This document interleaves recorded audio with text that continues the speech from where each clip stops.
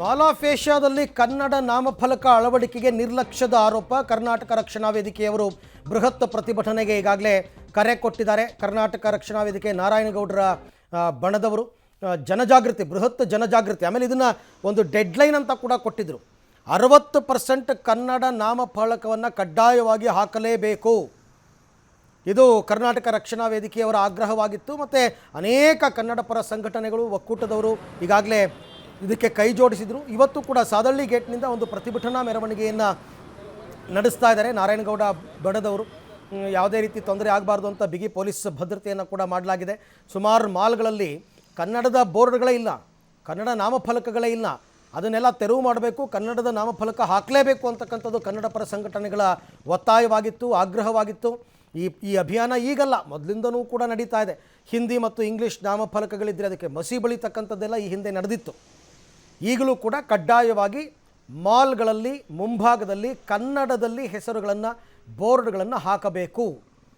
ಇದು ಕಡ್ಡಾಯವಾಗಿ ಆಗಲೇಬೇಕಾದಂತಹ ಕೆಲಸ ಅಂತಂದ್ಬಿಟ್ಟು ಕರ್ನಾಟಕ ರಕ್ಷಣಾ ವೇದಿಕೆ ನಾರಾಯಣಗೌಡರ ಬಣ ಬೃಹತ್ ಅಭಿಯಾನಕ್ಕೆ ಕರೆ ಕೊಟ್ಟಿದ್ದು. ಆ ಕರೆ ಪ್ರತಿಭಟನಾ ಸ್ವರೂಪಕ್ಕೆ ತಿರುಗ್ತಾ ಇದೆ. ಸಾದಹಳ್ಳಿ ಟೋಲ್ನಿಂದ ಬೃಹತ್ ಪ್ರತಿಭಟನಾ ಮೆರವಣಿಗೆ ನಡೀತಾ ಇರೋದನ್ನು ನೋಡ್ತಾ ಇದ್ದೀವಿ.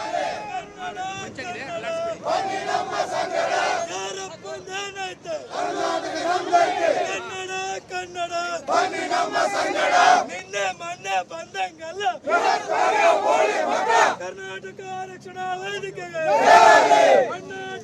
ನಾರಾಯಣಗೌಡರಿಗೆ ಕನ್ನಡ ಕನ್ನಡ ಬನ್ನಿ ನಮ್ಮ ಸಂಗಡ, ಯಾರಪ್ಪಂದೇನೈತೆ ಯಾರಪ್ಪಂದೇನೈತೆ, ಕನ್ನಡ ಕನ್ನಡ ಬನ್ನಿ ನಮ್ಮ ಸಂಗಡ, ಕನ್ನಡ ಕನ್ನಡ ಬನ್ನಿ ನಮ್ಮ ಸಂಗಡ, ರಕ್ತವನ್ನು ಚೆಲ್ಲುತ್ತೇವೆ, ರಕ್ತವನ್ನು ಚೆಲ್ಲುತ್ತೇವೆ, ನಿನ್ನೆ ಮೊನ್ನೆ ಬಂದಂಗಲ್ಲ,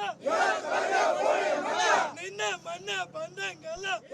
ಇದು ಕರ್ನಾಟಕ ರಕ್ಷಣಾ ವೇದಿಕೆಯವರ ಪ್ರತಿಭಟನೆ. ಧಿಕ್ಕಾರವನ್ನು ಕೂಗುತ್ತಾ ಇದ್ದಾರೆ. ಕನ್ನಡ ನಮ್ಮದು, ಕರ್ನಾಟಕ ನಮ್ಮದು ಅಂತ. ಒಂದು ರೀತಿಯಲ್ಲಿ ಈ ಅಭಿಯಾನಗಳು ಬಟ್ ಹಿಂಸಾತ್ಮಕವಾಗಬಾರ್ದು ಅಷ್ಟೇ. ಅಭಿಯಾನಗಳು ನಡಿಬೇಕು. ಕೆಲವು ಕಡೆ ಎಲ್ಲ ಕರ್ನಾಟಕದಲ್ಲಿ ಇದ್ದುಕೊಂಡು, ಬೆಂಗಳೂರಿನಲ್ಲಿ ಇದ್ದುಕೊಂಡು ಕನ್ನಡದಲ್ಲಿ ಒಂದು ಬೋರ್ಡ್ ಇಲ್ಲ ಅಂತಂದರೆ ಹೇಗೆ?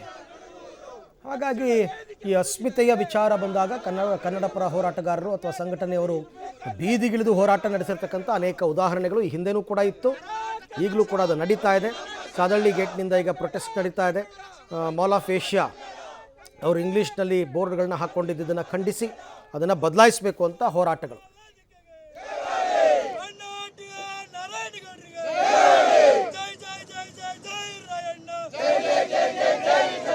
ಕರ್ನಾಟಕ ರಕ್ಷಣಾ ವೇದಿಕೆಗೆ